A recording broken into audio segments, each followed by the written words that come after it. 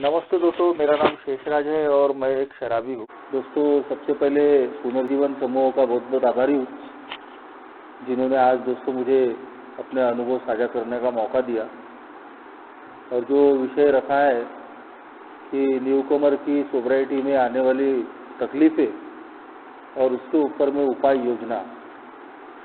दोस्तों, ये में जो हर ओल्ड टाइमर रहता है वो कहीं ना कहीं एक समय न्यूकमर रहा रहता है। मैं भी उसी में से एक हूँ और मैंने भी ये सारी चीज़ें फेस की है कि शुरुआत में मेरे जैसा नया आदमी जब ए में आता है तो दोस्तों उसको किस प्रकार की तकलीफों का सामना करना पड़ता है। और सही में अल्कोहलिक्स एनोनिमस में अभी अगस्त महीने में 15 साल हो जाएंगे मुझे। इन 15 सालों में मैंने ये अनुभव किया दोस्तों कि अल्कोहलिक्स एनोनिमस में अगर सबसे बड़ी कोई अगर महत्वपूर्ण अगर कोई व्यक्ति होगी तो वो सबसे बड़ी महत्वपूर्ण व्यक्ति एक नया इंसान ही होता है। उस नए इंसान के तरफ में हमको सबसे ज्यादा ध्यान देना पड़ता है, क्योंकि अल्कोहलिक्स एनोनिमस का ये जो प्रोग्राम है ये जिंदगी और मौत का सवाल है दोस्तों। अगर एक अल्कोहलिक जो नया अल्कोहलिक ए में आता है वो अगर यहाँ नहीं रुका और ए से अगर दूर चले गया तो 100% उसकी जान जाने वाली है।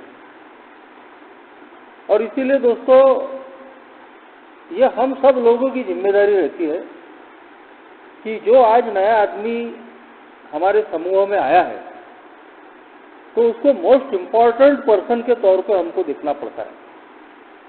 अपनी पूरी कोशिश करनी पड़ती है कि ये आदमी यहाँ पे आज रुक जाए, क्योंकि उसकी जिंदगी का सवाल है। और इसीलिए दोस्तों जब मैं अपने पहले दिन को याद करता हूँ तो वो मेरा पहला ही दिन था, पहली मीटिंग थी जिसके बाद में मुझे कभी भी आज तक पीछे पलट कर देखने का कभी मौका नहीं आया। मैं पहले ही दिन से इस प्रोग्राम से जुड़ गया। तो आज मैं अपने पहले दिन को याद करता हूँ तो ऐसा वो क्या चीज थी, क्या हुआ था पहले दिन कि मैं यहाँ पे रुक गया। उसके बाद में मैं निरंतर यहाँ आते रहा। तो पहले दिन जो मेरे साथ में आप लोगों ने जो व्यवहार किया, जो ट्रीटमेंट मुझे दिया, उस ट्रीटमेंट की वजह से मैं यहाँ रुका। एक जो शराबी है अपने शराबीपन की वजह से आखिरी में दोस्तों सबकी सहानुभूति खो देता है, सबका प्रेम खो देता है। उसके घर परिवार के लोग, पड़ोस के लोग, दोस्त, रिश्तेदार, काम धंधे पर के लोग, कोई उसको पसंद नहीं करता। ऐसी ये एक अलग अल्कोहलिज्म नाम की ये जो बीमारी है, ये दुनिया में ऐसी एकमात्र बीमारी है दोस्तों कि जिसमें इस बीमारी का जो शिकार होता है उसके प्रति लोगों को किसी प्रकार की कोई सहानुभूति नहीं रहती। उल्टा लोग उससे चिढ़ते हैं, समझ ही नहीं पाते कि ये बीमार आदमी है। और इसलिए हम देखते हैं दोस्तों कि पैदा करने वाले माँ बाप भी कभी कभी बोलना चालू कर देते कि तू कल मरे तो आज मर जा, हम तीसरा दिन निपटा के अपना अपना देख लेंगे। तो एक जो अल्कोहलिक रहता मेरे जैसा शराबी, वो आखिरी दिनों में दोस्तों बिल्कुल बॉयकॉटेड रहता। मैं तो बॉयकॉटेड था, ना घर में इज्जत थी, दोस्त भाई सब छोड़ के चले गए थे, रिश्तेदारों ने पूछना बंद कर दिया था, काम धंधे पर में कोई इज्जत नहीं थी। और इस तरीके से दोस्तों मैं पूरी तरीके से सामाजिक बहिष्कार का शिकार था। लोग नफरत करते थे मेरे से, क्योंकि मेरा दारू का पीना ही ऐसा था, मेरा शराबी जीवन ही ऐसा रहा। बहुत तकलीफें मैंने लोगों को दिया, समझाने के बाद में भी मैं नहीं समझा। तो उसका नतीजा ही मिला कि मेरे से लोग नफरत करने लग गए थे। आखिरी में मैं अकेला गिर गया था। सवेरे शाम 2-2 घंटे में दारू के अड्डे पे पड़े रहता था, मैं और मेरी शराब।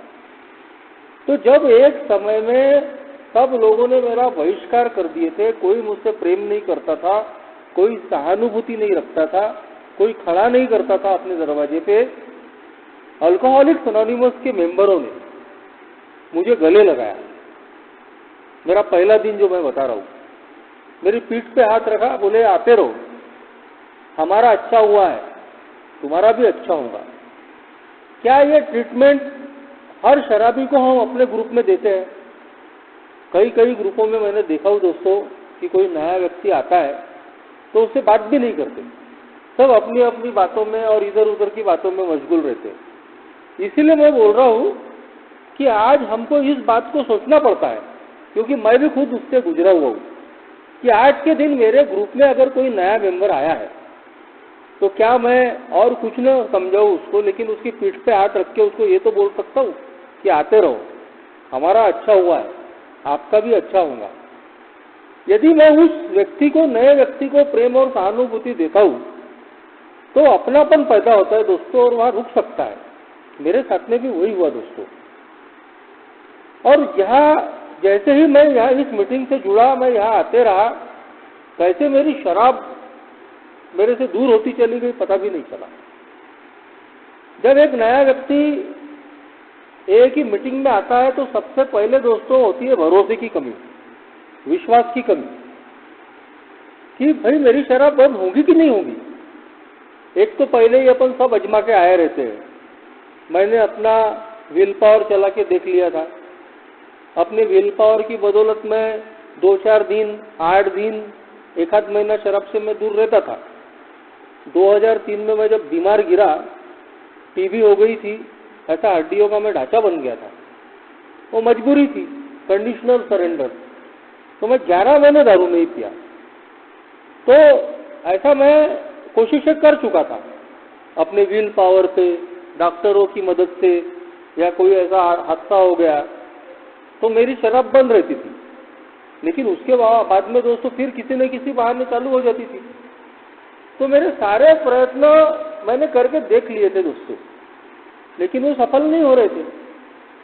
तो जब मैं एक ही मीटिंग में आया तो मेरे मन में जो सबसे बड़ा जो संभ्रम था, सवाल था, वो यही था कि मेरी दारू बंद होगी कि नहीं होगी।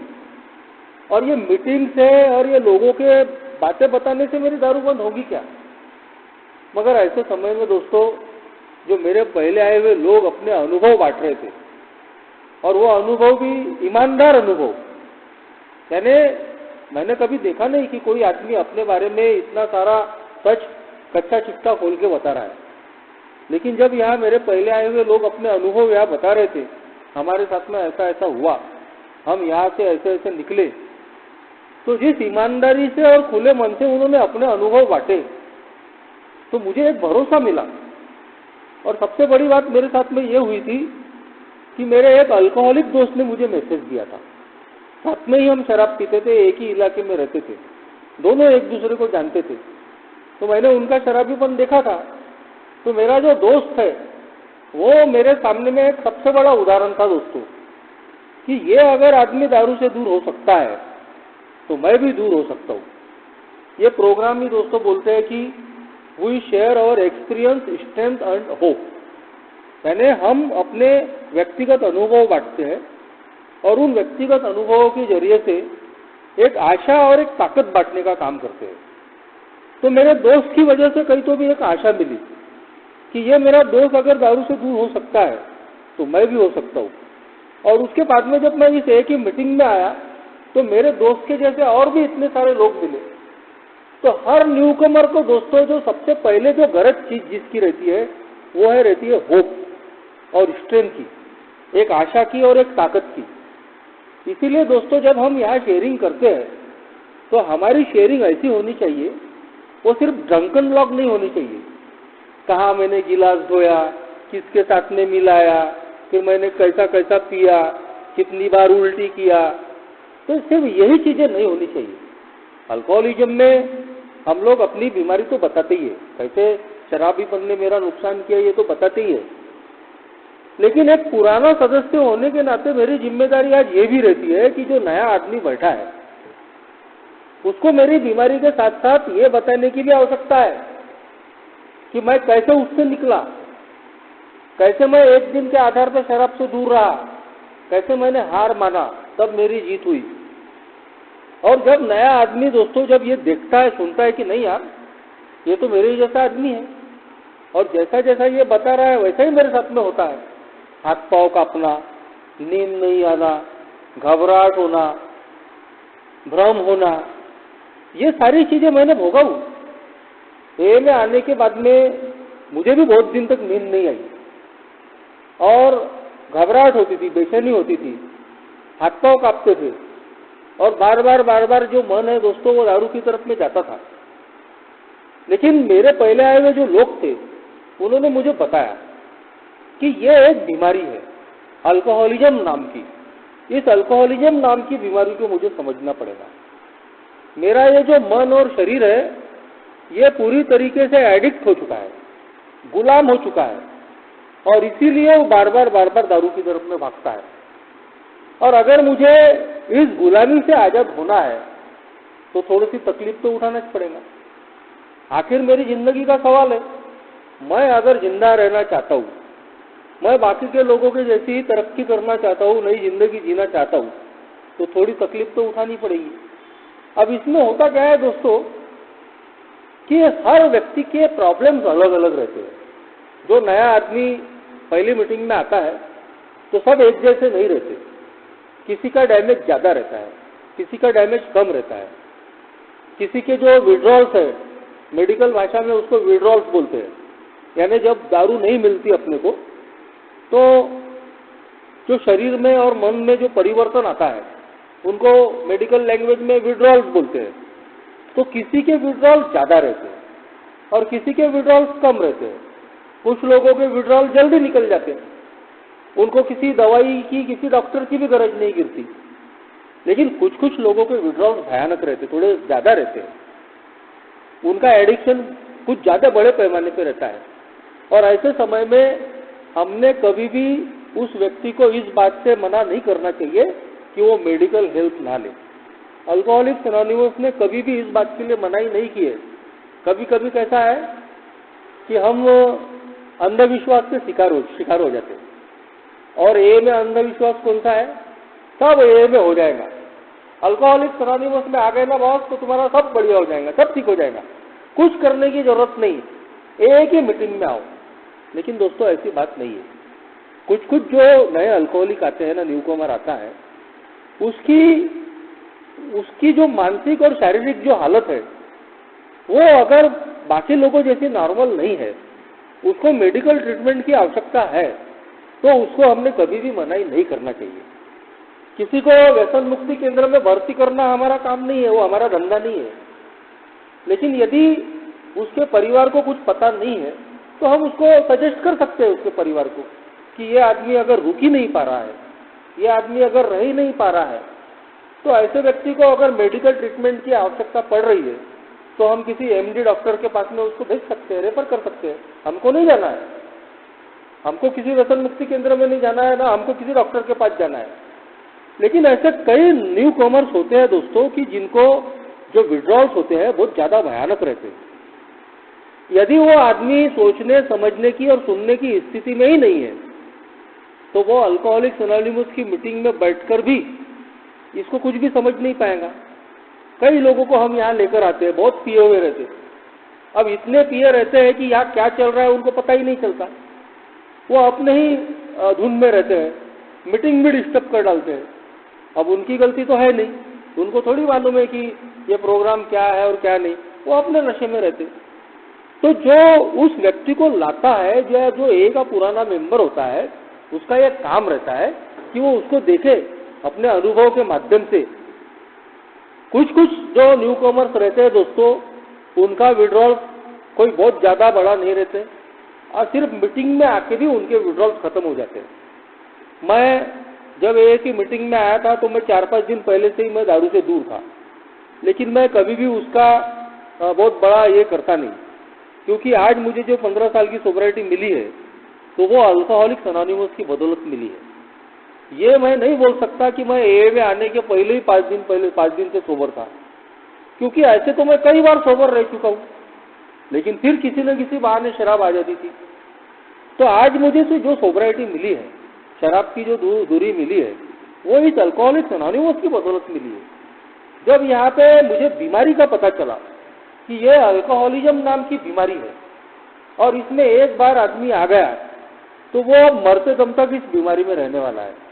वो कभी भी कंट्रोल ड्रिंकिंग नहीं कर सकता, मैं थोड़े सी पी के रह नहीं सकता और शराब के मामले में मैं पागल हो जाता हूँ और फिर उसके लिए मैं कुछ भी करने के लिए तैयार रहता। झूठ बोलूंगा, टोपी पहनाऊंगा, चोरी करूंगा, बेईमानी करूंगा, किसी भी प्रकार का कोई भी हथकंडा मैं कर सकता हूँ। ये अगर मेरी वास्तविकता मुझे पता नहीं चलती तो दोस्तों मैं यहाँ नहीं रुका रहता। तो हर अल्कोहलिक जो न्यू कमर होता है, जो पहली बार मीटिंग में आता है, शुरुआत में दोस्तों उसको इस बीमारी के बारे में समझाना बहुत जरूरी है। हमारे को फाउंडर बिल डब्ल्यू, उनको अगर सबसे पहली बार उनकी वास्तविकता का अगर पता किसी ने करवाया तो उनका इलाज करने वाले डॉक्टर थे डॉक्टर विलियम सिल्कवर्थ। डॉक्टर विलियम सिल्कवर्थ ने पहली बार हमको बताया दोस्तों, उन्होंने बिल डब्ल्यू को बताया और बिल डब्ल्यू ने हमको बताया कि मेरे जैसा अल्कोहलिक है वो एक ऐसी होपलेस केस रहती है जिसकी अवस्था रहती है hopeless condition of body and mind, यानी मन और शरीर की ऐसी अवस्था कि जो पूरी तरीके से होपलेस हो चुकी है, निराश हो चुका है वो, कि वो कभी भी शराब से दूर हो सकता है। और हर मेरे जैसा शराबी दोस्तों उस आखिरी के दिनों में ऐसे वातावरण से जरूर गुजरता है कि यार अभी कुछ बचा ही नहीं है। एक तो दारू बंद करना चाहता हूँ लेकिन दारू बंद नहीं हो रही, मैं पीना नहीं चाहता लेकिन बार बार पीने की तरफ जा रहा हूँ। तो अपने को तो ऐसा लगता बॉस कि अभी पीते पीते ही मरना है। तो ये जो होपलेस कंडीशन है हमारी, डॉक्टर विलियम सिल्कवर्थ ने बताया कि ये हमारे मन और शरीर की अवस्था है। तो हर जो नया अल्कोहलिक आता है उस नए शराबी को, न्यू कमर को, उसकी ये वास्तविकता बतानी जरूरी है। उसको वो बाकी के आध्यात्मिक प्रोग्राम की फिलहाल में आवश्यकता नहीं है, जो 12 कदमों का प्रोग्राम बताया जाता है। सबसे पहले उसको आवश्यकता है दोस्तों पहला कदम। जब हम न्यू कमर को अपने अनुभवों के माध्यम से पहले कदम के बारे में बताते हैं कि उसका शरीर ऐसा बन चुका है कि वो कभी भी थोड़ी सी पी के रह नहीं सकता। जैसे ही वो एक पैक लेता है तो उसका शरीर शराब मांगना चालू कर देता है और उसका मन ऐसा हो गया है कि 24 घंटे दारू के बारे में सोचने वाला। दारू के विचार अगर मन में आ गए तो वो दारू पाने के लिए कुछ भी करने के लिए तैयार रहता है, दारू के मामले में पागल बन जाता है। तो हर न्यू कमर को, हर नए आने वाले शराबी को ये हमारी जिम्मेदारी होती है कि उसकी ये जो अवस्था है ये उसके बारे में बताए। और जब मेरे जैसा अल्कोहलिक दोस्तों, नया जो शराबी होता है, वो इस बात को मानता है कि हाँ यार मेरी भी हाल ऐसे ही है, तो सीधी बात है कि उसका इलाज एक ही है कि दारू के पहले घुट से उसको बचे रहना पड़ेगा। अगर दारू का पहला ही घुट नहीं पिएगा तो दूसरा घुट, तीसरा घुट, चौथा घुट आएगा नहीं। तो ये चीज दोस्तों हर न्यू कमर को समझाना हमारा काम होता है। मुझे भी जब इस मीटिंग में आया तो मेरे पहले आए हुए लोगों ने यही बताया कि पहला ही घूट घातक, बहुत स्लोगन ये बार बार सुनाया जाता था कि मेरे लिए वो आखिरी का घूट नहीं, दूसरा घूट, तीसरा घूट नहीं, मेरी जिंदगी में जो पहला घूट है वो पहला ही घूट घातक है। और सारा ए का जो प्रोग्राम है दोस्तों, वो हमको आज के दिन शराब के पहले घूट से बचाए रखने वाला है। यदि मेरे जैसा एक नया आदमी जो आज मीटिंग में आया है वो इस बात को समझ ले कि उसकी बीमारी की जो जड़ है वो शराब का पहला घूट। अगर वो उस शराब के पहले घूट से आज के दिन अपने आप को दूर रखता है तो एक एक दिन के आधार पर उसकी शराब की दूरी बढ़ सकती है। उसकी बाकी की जो समस्या है जिंदगी की, उसका और शराब का कोई भी लेन देन नहीं है। क्या दारू पी के दोस्तों मेरी आर्थिक स्थिति सुधरने वाली थी? क्या दारू पी के मेरा काम धंधा ठीक होने वाला था? क्या दारू पी के मेरी जो सामाजिक प्रतिष्ठा चली गई थी वो वापस आने वाली थी? मेरी शादी नहीं हुई थी, शादी होने के कोई चांस नहीं थे, तो क्या मैं दारू पीते रहता तो मेरी शादी हुई रहती? तो कहीं तो भी दोस्तों हर जो न्यू कमर आता है उसको ये बात समझनी पड़ती है कि भाई मेरी दारू का और मेरी किसी भी समस्या का कोई भी समाधान नहीं है। अगर मैं दारू नहीं पीऊंगा तो धीरे धीरे धीरे धीरे मेरी जो बाकी समस्या है वो ठीक होने वाली है। लेकिन अगर मैं दारू पीते रहूंगा तो ये बीमारी मुझे सिर्फ 2 जगह लेके जाती है, और वो 2 जगह है दोस्तों, एक तो है अकाली मौत और दूसरा है पागलपन, इनसैनिटी और कैजुअल डेथ। दारू पी पी के मेरे जैसा जो शराबी है वो पूरा पागल हो जाता है, सोचने समझने की जो शक्ति है वो चली जाती है, सही क्या है गलत क्या है समझता ही नहीं। जब मैं अपने अल्कोहलिज्म को याद करता हूँ तो मेरे को बोलने में कोई दिक्कत नहीं है, मैं पूरा पागल हो गया था। वो पत्थर मारने वाला पागल नहीं रहता, जिसको ये समझ नहीं है कि उसकी जिंदगी में सही क्या है गलत क्या है, वो इस बात का निर्णय नहीं ले सकता, तो वो आदमी पागल नहीं है तो क्या है, क्योंकि उसकी बुद्धि ने काम करना ही बंद कर दिया। मैं मर रहा हूँ, मरते मरते बच रहा हूँ, बदनाम हो गया हूँ, बर्बाद हो गया हूँ, लोगों ने बायकॉट करके रख दी है।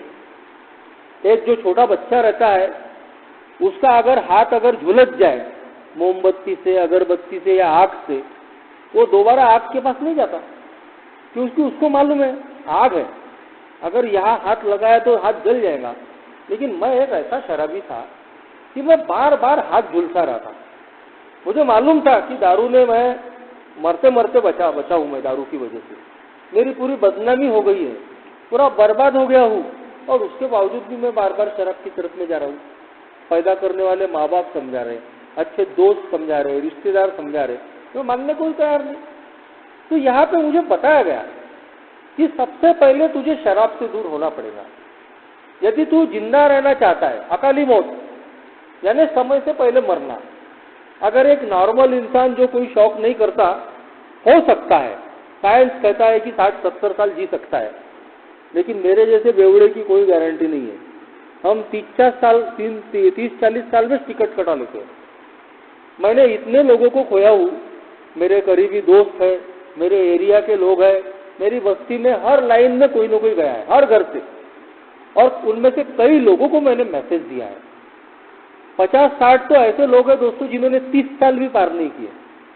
कैजुअल डेथ यानी अकाली मरण, समय से पहले मरना। तो हर न्यू कमर को दोस्तों कहीं तो भी इस बात को समझना पड़ता है। हमारा काम है जो पुराने लोग हैं उनको समझाना कि तेरी बीमारी का, तेरी जो शराब है उसका तेरी किसी भी समस्या से कोई लेन देन नहीं है। बीवी बच्चे चले गए, आज नहीं कल आ सकते हैं, ये सबसे बड़ा बहुत बड़ा प्रॉब्लम यानी हमको नजर आता है कि अल्कोहलिक जब ये एक ही मीटिंग में आता है न्यू कमर, तो सब तरफ से बर्बाद होके आता है। अगर बीवी बच्चे हैं, शादीशुदा है, तो बीवी बच्चे छोड़ के गए रहते हैं, नौकरी गई रहती, काम धंधा गया हुआ रहता है, और फिर उसको लगता है कि मेरी बीवी बच्चे आएंगे कि नहीं आएंगे, काम धंधा आएगा कि नहीं आएगा। लेकिन उसकी जो शराब की दूरी है वो किसी भी व्यक्ति पे या किसी भी परिस्थिति पे निर्भर नहीं है। यदि वो ये सोचकर दारू बंद करेगा कि मेरी बीवी बच्चे आने चाहिए, मेरा काम धंधा आना चाहिए, तो 100% वो फिर दोबारा दारू पीने वाला है, क्योंकि उसने दारू बंद ही काहे के लिए किया, बीवी बच्चे आ जाएंगे, काम धंधा आ जाएगा। तो वो उस नए आदमी को ये बात समझानी पड़ती है दोस्तों कि दारू तू अपने आप के लिए बंद कर रहा, बीवी बच्चों के लिए नहीं कर रहा, काम धंधा वापस पाने के लिए या मान सम्मान वापस पाने के लिए नहीं कर रहा। मेरे पहले आए हुए लोगों ने मुझे साफ बता दिया था कि दारू तुझे अपने आप के लिए छोड़ना है, दुनिया के लिए नहीं छोड़ना है, माँ बाप के लिए नहीं छोड़ना है, बीवी बच्चों के लिए नहीं छोड़ना है, अपनी जिंदगी बचाने के लिए छोड़ना है।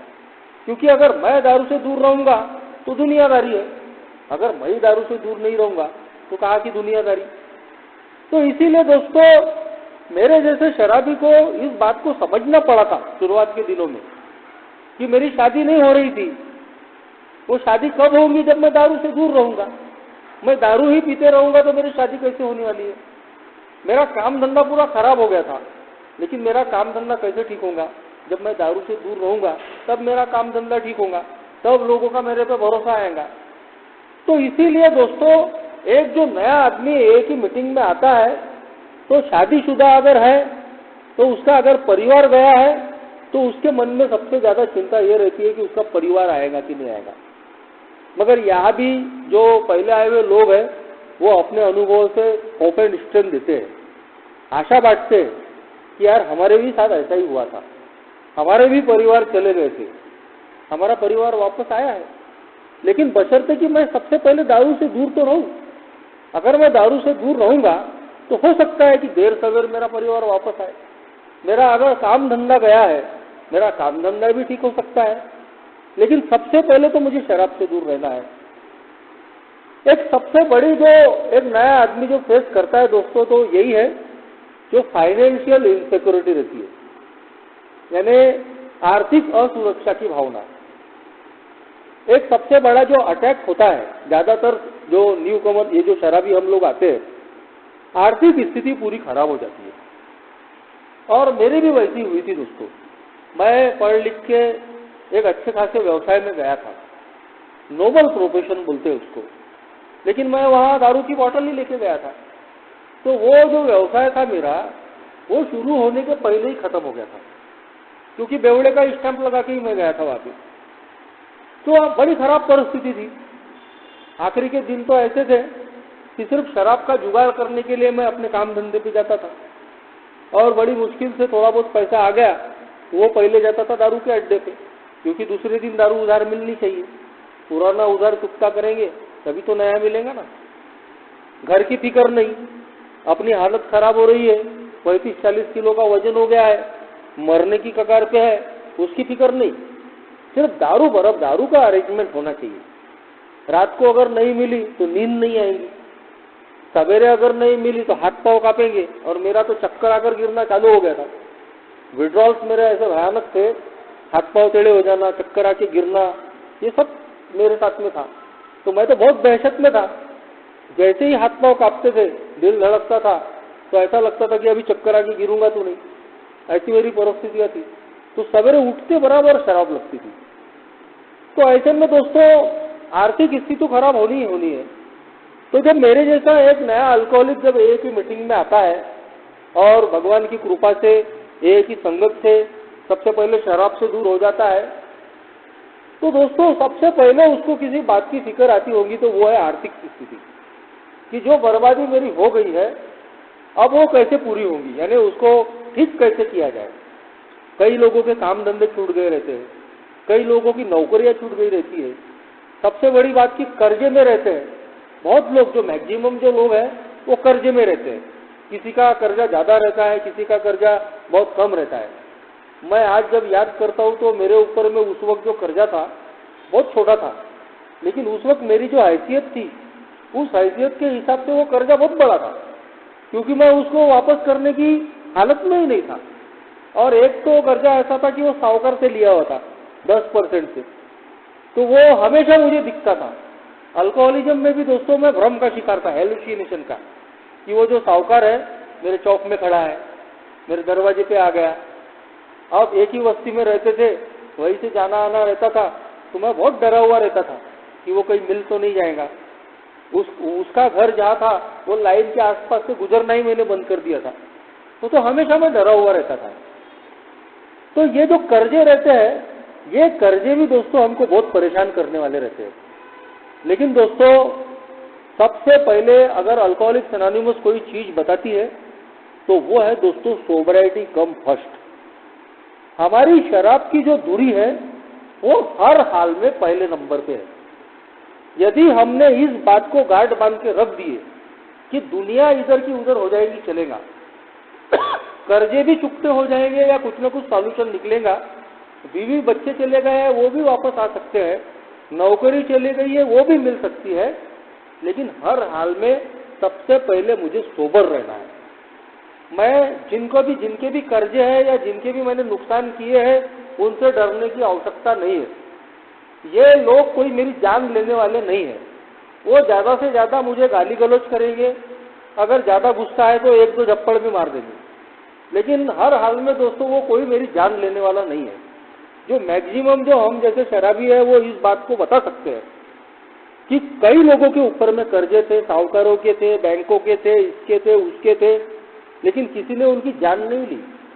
हमारे अल्कोहलिज्म की वजह से कई तो भी वो हमको सहन नहीं करते थे, लेकिन बहुत लोग अपने अनुभव बताते हैं। मेरे भी अनुभव है कि कई लोगों ने मेरे कर्जे छोड़ दिए ये बोल के कि यार तू अभी दारू से दूर है ना, अभी ठीक है ना, कोई बात नहीं। कुछ लोगों ने बोले कि ठीक है तेरे को जैसे जमता है वैसा दे। तो ये मैं नहीं, यहाँ मेरे आए हुए पहले आए हुए लोगों, बहुत लोगों ने ये अनुभव बताया कि बहुत सारे लोगों ने जिनके बारे में वो डरते थे कि इनको कैसा फेस किया जाए, तो कुछ लोगों ने उन कर्ज जो कर्ज देने वाले लोग थे, कुछ लोगों ने उनको सहूलियत दी कि ठीक है भाई तू आराम से दे, कुछ लोगों ने माफ कर दिया। तो ये हो सकता है, लेकिन अगर मैं फिर दोबारा शराब की तरफ में चले गया तो दोस्तों मेरी जान ही जाने वाली है, और अगर मेरी जान ही गई तो मैं ये बाकी की चीजों से निकलूंगा कैसा। अब पीने के दिनों में अच्छा था कि एक पाव डटा लो और सारी समस्याएं हटा लो, यानी मेरे ऊपर में जो समस्याएं थी उनसे बचने का और भागने का मेरे पास में एक ही इलाज था, और वो था दोस्तों शराब। जितनी ज्यादा समस्या, जितनी ज्यादा चिंता और टेंशन, उतना ज्यादा शराब पी के अपने आप को बेहोश कर लो। लेकिन ये चीज मुझे मौत के घाट उतार रही थी। अगर आज मैं जिंदा रहना चाहता हूँ, अगर मैं आज नई जिंदगी शुरू करना चाहता हूँ, मेरे पहले आए हुए लोग मुझे आशा देते हैं कि ये तेरे साथ में जो है वो हमारे साथ में भी था, घबरा मत, एक ही मीटिंग में आते रहे। धीरे धीरे अगर तू एक ही मीटिंग में आते रहेगा, शराब से दूर रहेगा, तो आज नहीं कल तेरी जिंदगी में परिवर्तन आने वाला है। इसीलिए दोस्तों शुरू में क्या बाद में भी अल्कोहलिक्स एनोनिमस की मीटिंग छोड़ना नहीं है। जितनी कंटिन्यूस मीटिंग हम ये करेंगे उतना ही दोस्तों हम सुरक्षित महसूस करेंगे। एक दूसरे के अनुभव से हमको एक होप एंड स्ट्रेंथ मिलती है कि नहीं यार मैं अकेला नहीं हूं। मेरे अंदर में एक भावना थी दोस्तों कि मेरे जैसा तो शराबी कोई है ही नहीं, और मेरे से खराब हालत तो किसी की है ही नहीं। सबसे ज्यादा बर्बादी करके मैं ही आया हूं और दुनिया का सबसे बेचारा आदमी मैं हूं। ये हर अल्कोहलिक को लगता है।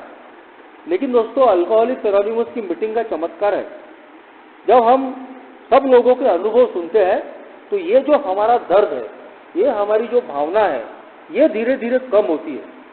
जब हमको दिखता है कि या तो यार मेरे से भी भयानक हालत में लोग आए हैं, मेरे से भी खराब परिस्थितियों में लोग आए हैं, मैं तो इनसे थोड़ा अच्छी पोजीशन में आया हूं, तो मेरा जो दर्द है दोस्तों वो कहीं तो भी कम होता है। डर कम होता है कि मैं अकेला नहीं हूं, मेरे से भी खराब हाल में यहाँ पे लोग आए हैं, मेरे से भी बुरी परिस्थितियों में लोग आए हैं, और अगर जब इनकी परिस्थितियां अगर अच्छी हुई है तो मेरी भी हो सकती है।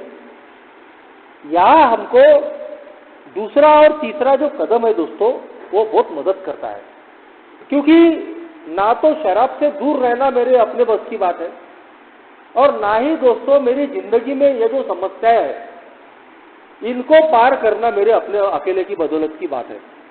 और इसीलिए अल्कोहलिक्स एनोनिमस ने हम लोगों के सामने में 12 कदमों का प्रोग्राम रखा है। एक न्यूकमर जब एक ही मीटिंग में आता है तो सबसे पहले तो हम उसको यही बताते हैं कि सबसे पहले दारू से दूर रहना पड़ेगा, और उसके लिए पहले कदम पे 100% सरेंडर करना पड़ेगा। जब तक मेरे जैसा शराबी 100% सरेंडर नहीं करता शराब के मामले में, वो शराब से दूर हो नहीं सकता। 100% का मतलब है ये बात भी मानना पड़ेगा कि मैं शराब को कंट्रोल ड्रिंकिंग नहीं कर सकता, मैं शराब के मामले में पावरलेस हूँ, कमजोर हूँ, और मेरी जिंदगी अनमैनेजेबल हो चुकी है, मैं अपनी बदौलत उसको ठीक नहीं कर सकता।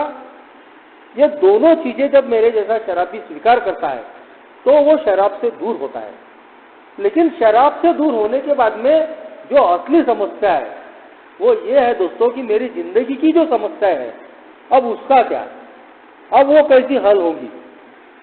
तो सीधी बात है दोस्तों कि जैसे हम शराब से अपने बदौलत दूर नहीं हो सकते थे, वैसे ही मेरी जिंदगी की ये जो बाकी की जो समस्या है इससे भी मैं अपनी बदौलत दूर नहीं हो सकता।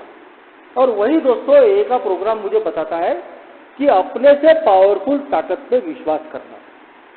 अभी ए की मीटिंग में कैसा है दोस्तों, नास्तिक भी आते हैं जो भगवान को नहीं मानते, आस्तिक भी आते हैं जो भगवान को मानते हैं, और ऐसे भी लोग आते हैं एग्नोस्टिक, अज्ञेयवादी, कि जिनका कहना होता है कि भाई भगवान है नहीं है हमको उससे कोई लेन देन नहीं, हमारा दोनों चीजों पे भरोसा नहीं है।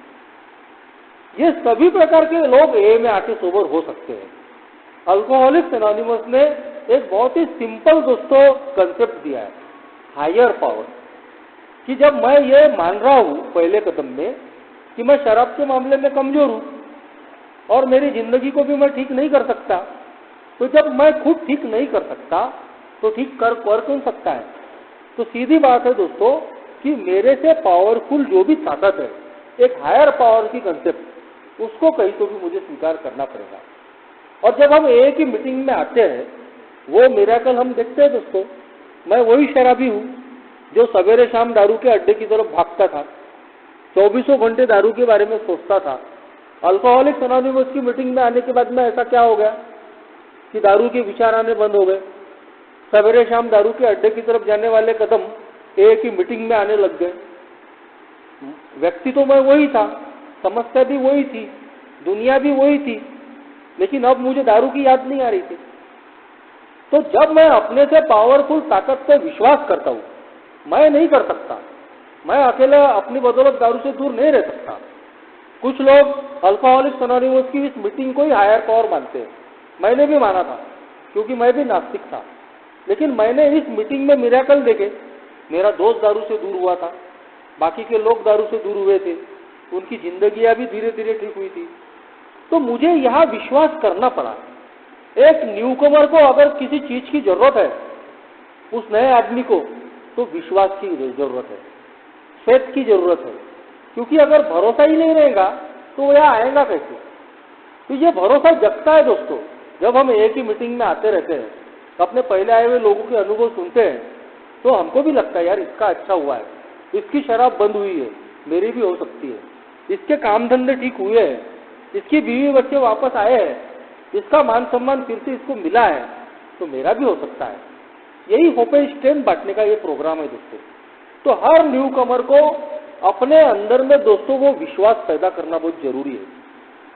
ये मानना पड़ेगा कि मैं कमजोर हूँ, दारू के मामले में भी हूँ और अपनी जिंदगी की बाकी जो समस्या है उनके मामले में भी हूँ। तो जो मेरी हायर पावर है, जो भी मेरी समझ का ईश्वर है, उसको अपनी जिंदगी सौंपना पड़ेगा। और कई बार एक जो कदम है दोस्तों, हमको मजबूरी में लेने पड़ते हैं, क्योंकि रास्ता ही नहीं बचता। जब मैं पूरा सब तरफ से थक हार जाता हूँ, तो आखिरकार मुझे मानने में और कोई चारा ही नहीं बचता।